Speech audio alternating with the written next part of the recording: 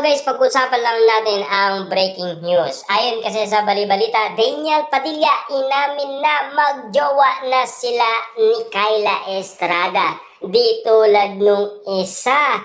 Hanggang ngayon kasi ay privacy ang angad nila. Kahit lantaran na umano at nakikitang napaka-sweet nila.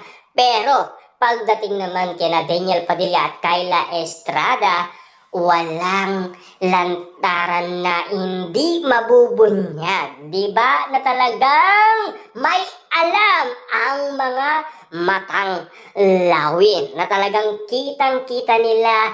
At siyempre, yung bulong-bulungan ng dalawa na sina Daniel Padilla at Kyla Estrada, yung I love you-han, narinig ng mga matatalas na mga netizens. Kaya nung kumalat yon, alam na nilang magjowa umano sina Kyla Estrada at Daniel Padilla. Napakagandang love story na nangyari umano kina Daniel Padilla at Kyla Estrada. Ika nga ng iba, malatelye serye nga naman kasi ang datingan. Kaya nga naman kasi ang hangad ng iba, sana magkaroon ulit sila ng panibagong project. Yan kasi ang mga napapansin at nakikita. At least, inaamin ni Daniel Padilla. Na alam nyo naman siguro, ang Galawan Padilla, di ba?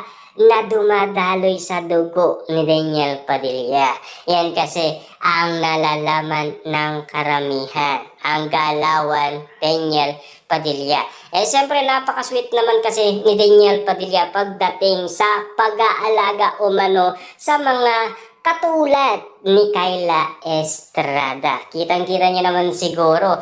Pero, mas nasaksihan din natin ang pag-aalaga ni Daniel Padilla noon kay Catherine Bernardo na talagang maingat-ingat talaga si Daniel Padilla. Yun lang ang angad ng isang Daniel Padilla, yung alagaan at ingatan ang kanyang minamahal. Kitang-kita nyo naman siguro na talagang walang makakaagaw kay Kyla Estrada.